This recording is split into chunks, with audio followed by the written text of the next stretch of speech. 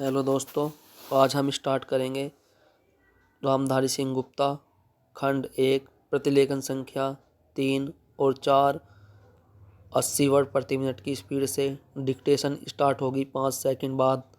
Like और subscribe करना न भूलें। स्टार्ट। सभापति महोदय, किसानों की उपज की आप न अधिक कीमत दे सकते हैं, न अधिक उपजाने के लिए जो साधन देश में उपलब्ध हैं उनकी तरफ आपका ध्यान जा रहा है।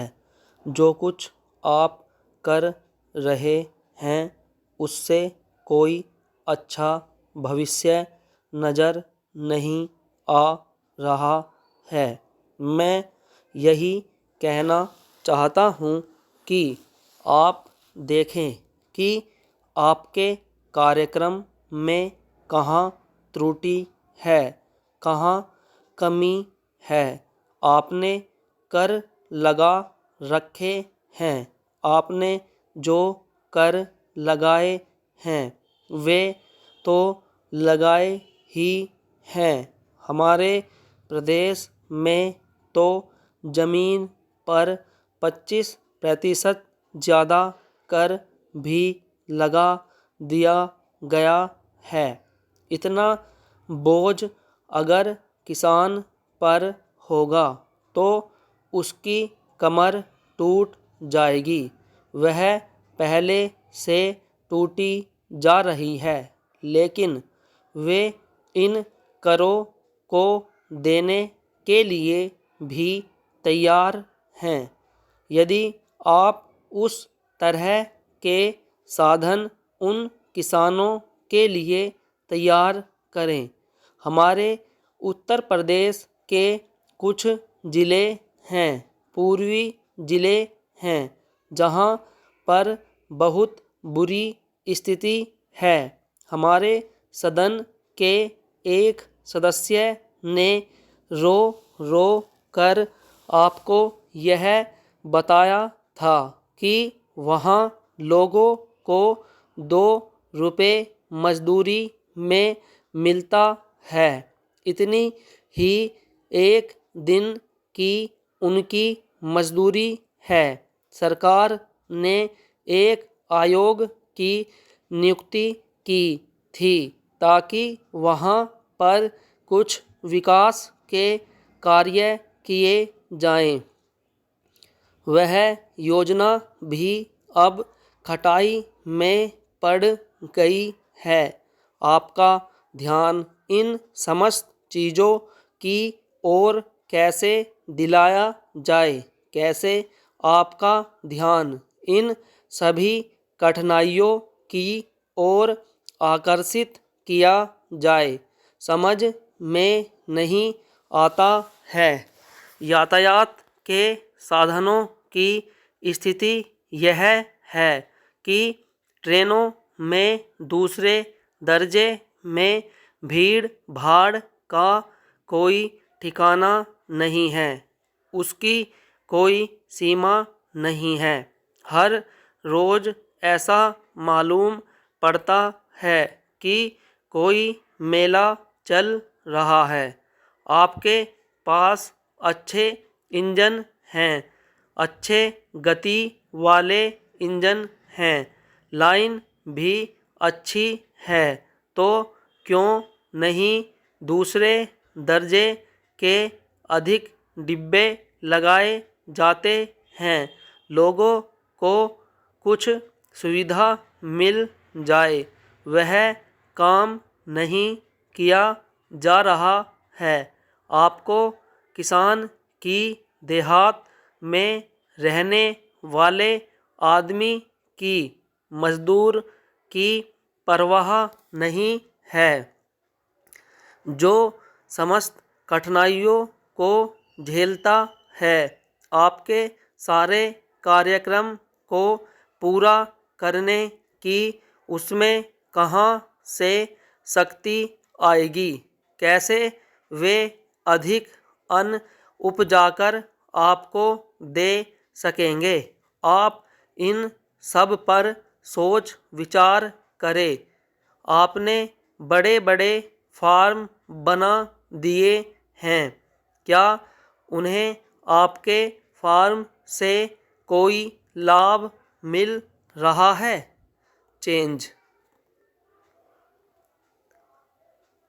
सभापति महोदय, सरकार ने कई कृषि फार्म खोले हैं, क्या ये फार्म घाटे में नहीं चल रहे हैं? अगर सारे खर्च जोड़ दिए जाएं, बड़े बड़े अधिकारियों के वेतन जोड़ दिए जाएं, तो पता चलेगा कि सारे ये कृषि फार्म घाटे में चल रहे हैं। क्या इसी तरह से आप सारे किसानों को घाटे पर खेती करने के लिए मजबूर करेंगे? जिस क्षेत्र से मैं आता हूँ वहाँ एक पुल बना है। मैंने 10 वर्ष तक अपनी विधानसभा में इस पुल के लिए कोशिश की है। जिस दिन से मैं यहाँ आया हूँ बराबर उसकी चर्चा करता आ रहा हूँ, बराबर कोशिश कर रहा हूँ। मैं कहता हूँ कि गंगा पर वह पुल बने। उस पुल को बनाने का आश्वासन भी मिला था। एक प्रश्न के लिखित उत्तर में यह जवाब दिया गया था। यह कहा गया था कि इसको हाथ में लिया जाएगा।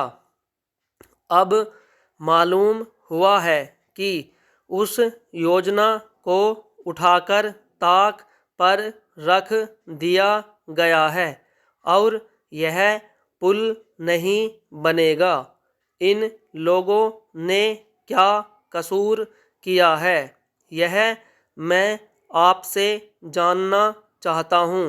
हमारे क्षेत्र के लोगों ने पाकिस्तान की लड़ाई में सरकार को हर तरह का सहयोग दिया था, हर तरह की सहायता दी थी। हमारे यहाँ के नौजवान भी मोर्चे पर जाकर डटे। जिस समय पाकिस्तान के साथ हमारा युद्ध चल रहा था तो कहीं कोई बात नहीं थी, अन्न की कमी कहीं नहीं थी। अन्न की कमी भी हमारे विरोधी साथी पैदा करते हैं जो यह चाहते हैं कि सरकार असफल हो जाए। ये लोग जो कहते हैं उसको आप समझे। एक तरफ तो हमारे मित्र की बात है जो देश के बड़े बड़े शहरों में दंगे करवाते हैं, दूसरी तरफ हम हैं जो कि इनकी बातों को नहीं समझ पाते। इनको सभी वे लोग मिल जाते हैं जो बेकार होते हैं या जो दंगे करवाने के लिए उत्सुक हैं। इसलिए सरकार का इन सारी चीज़ों की तरफ ध्यान जाना चाहिए और उसको सोचना चाहिए कि क्या तरीका इन सब से बचने का हो सकता है। एक ही तरीका हो सकता है कि देश में हर आदमी को काम मिले, देहात में लोगों को करने के लिए काम मिले और खादी कमीशन की जो योजना है और जो कि एक अच्छी योजना है वह ठीक तरह से चले। सौभाग्य से मैं आर्य समाज संगठन से संबंध रखता हूँ।